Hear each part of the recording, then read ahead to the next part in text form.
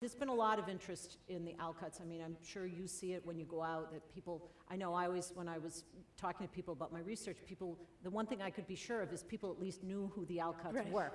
And there's been a lot of research, particularly in the last 20 years or so, on Louisa May. So what did you see that was lacking? What did you want to do? What did you feel were some of the gaps in that scholarship? What did you want your book to address that you felt had not been addressed by previous writers and scholars?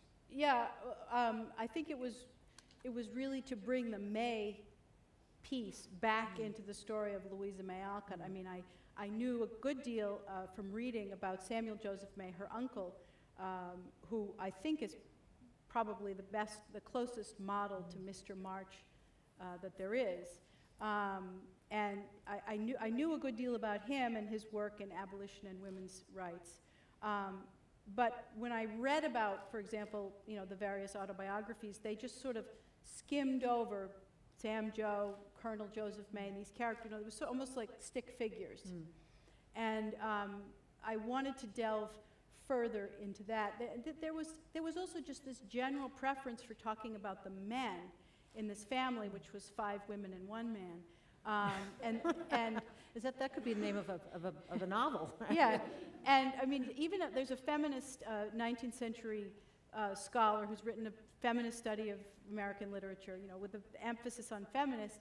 And when this scholar introduces Louisa May Alcott, one of the authors in the book, she describes her as the daughter of Bronson Alcott, the philosopher, or something like that. And then she was heavily influenced as a child by the great minds of Concord, Ralph Waldo Emerson, Nathaniel Hawthorne, and Henry David Thoreau. And you could just as well, this feminist scholar for her collection could just as well have said she was raised by Abigail Alcott, and she was tutored by great minds of Boston in the time, Lydia Maria Child, who was a close friend, Margaret Fuller, who was also very close to the family and worked with Bronson and knew the girls, and Elizabeth Palmer Peabody, who also was very close to Abigail and Bronson. But it's just not said. It was as if it didn't exist, and it was sort of like the papers. As the story unfolded, these papers, I mean, Lisa was there with me, that there are more that we didn't even get to at Houghton. And yet everyone just said they burned, and it was very frustrating, and I find people still don't really even believe it, that these papers exist.